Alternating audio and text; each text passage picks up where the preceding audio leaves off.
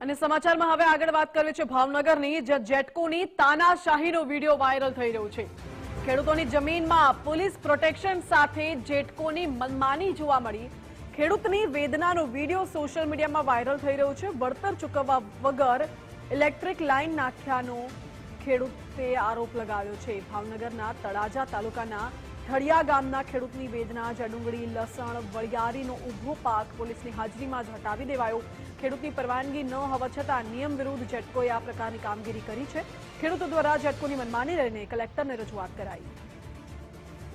આ મારો લસણનો ક્યારો છે, એ જેટકોના અધિકારીનું એમ કહેવાનું છે કે તમે જાણી જોઈને આ લસણનો ક્યારો સોંપેલો છે, તો આ લોકોના કામ માટે અમારે જમીન પડતર રાખવાની એવું કહેવા માંગે છે અને ખેડૂતો ઉપર આક્ષેપ કરી રહ્યા છે અને ભાગીદારોને બધાને ધમકાવે છે।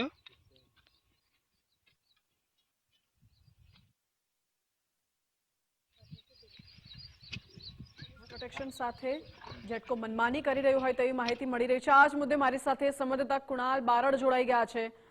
કુણાલ, જેટકોની મનમાનીની ઘટના સામે આવી છે, શું છે પૂરી વિગતો?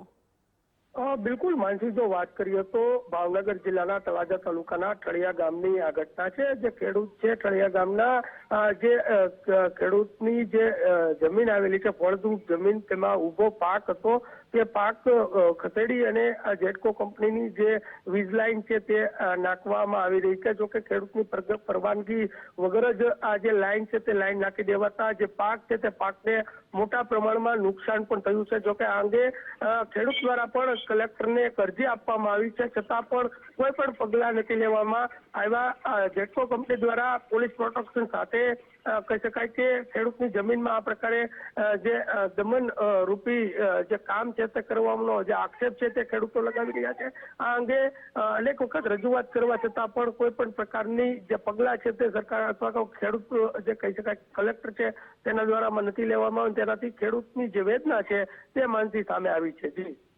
જી કૃણાલ, આભાર આપનો। એટલે હાલ તો ખેડૂત આ બાબતે વિરોધ નોંધાવી રહ્યા છે। ખેડૂતો દ્વારા જેટકોની મનમાનીને લઈને કલેક્ટરને પણ રજૂઆત કરવામાં આવી છે।